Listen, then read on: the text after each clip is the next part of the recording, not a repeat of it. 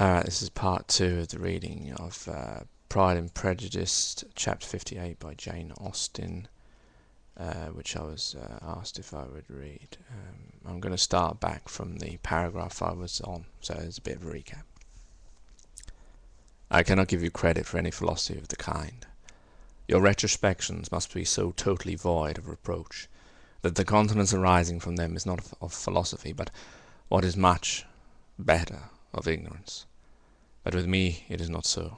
Painful recollections will intrude, which ought not to be repelled. I have been a selfish being all my life, in practice though not in principle.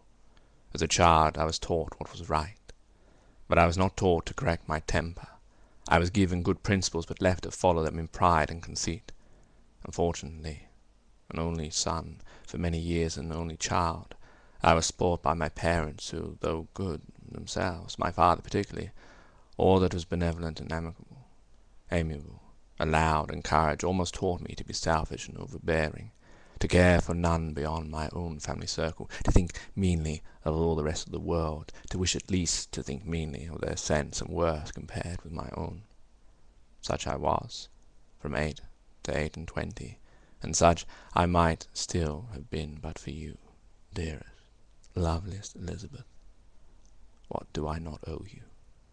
You taught me a lesson, hard indeed at first, but most advantageous. By you I was properly humbled. I came to you without a doubt of my reception. You shewed me how insufficient were all my pretences to please a woman worthy of being pleased. Had you been then persuaded yourself that I should? Indeed I had. What will you think of my vanity? I believed you to be wishing, expecting my address. My manners must have been in fault, but not intentionally, I assure you. I never meant to deceive you, but my spirit might often lead me wrong. How you must have hated me after that evening. Hate you? I was angry perhaps at first, but my anger soon began to take a proper direction. I am almost afraid of asking what you thought of me when we met at Pemberley. You blame me for coming. No, indeed, I've had nothing but surprise. Your surprise could not be greater than mine in being introduced by being noticed by you. My conscience told me that I deserved no extraordinary politeness, and I confess that I did not expect to receive more than my due. My object, then, replied Darcy, was to show you, by every civility in my power, that I was not so mean as to resent the past, and I hope to obtain your forgiveness, to lessen your ill opinion, by letting you see that your reproofs had been attended to. How soon any other wishes introduce themselves I can hardly tell, but I believe in about half an hour after I had seen you.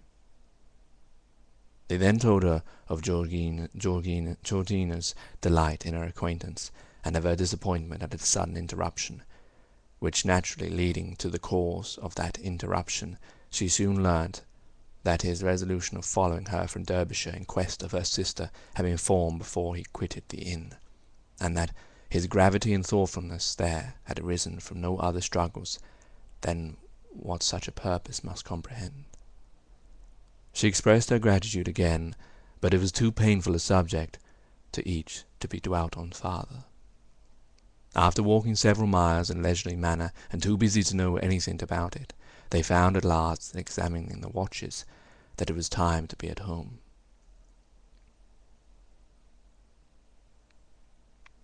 What could have become of Mr. Bingley and Jane was a wonder which introduced a discussion of their affairs. Darcy was delighted with their engagement. His friend had given him the earliest information of it. "I must ask whether you were surprised," said Elizabeth. "Not at all. When I went away I felt that it would soon happen." "That is to say, you had given your permission. I guessed as much." And though he exclaimed at the term, she found that it had been pretty much the case. "On the evening before my going to London," said he, "I made a confession to him which I believe I ought to have made long ago. I told him of all that had occurred to make my former interference in his affairs absurd and impertinent. His surprise was great. He had never had the slightest suspicion I told him, moreover, that I believed myself mistaken in supposing, as I had done, that your sister was indifferent to him, and as I could easily perceive that his attachment to her was unabated, I felt no doubt of their happiness together. Elizabeth could not help smiling at his easy manner of directing his friend.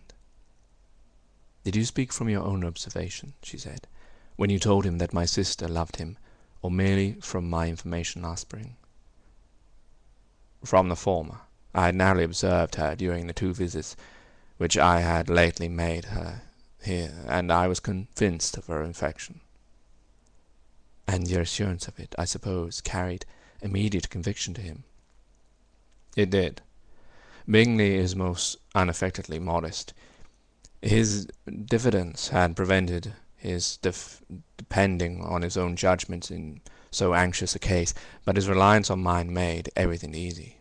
I was obliged to confess one thing, which for a time I not unjustly often offended him. I could not allow myself to conceal that your sister had been in town 3 months last winter, that I had known it, and purposely kept it from him. He was angry, but his anger, I am persuaded, lasted no longer than he remained in any doubt of your sister's sentiments. He has heartily forgiven me now." Elizabeth longed to observe that Mr. Bingley had been a most delightful friend, so easily guided that his worth was invaluable, but she checked herself. She remembered that he had yet to learn to be laughed at, and was rather too early to begin. In anticipating the happiness of Bingley, which of course was to be inferior only to his own, he continued the conversation till they reached the house. In the hall they parted.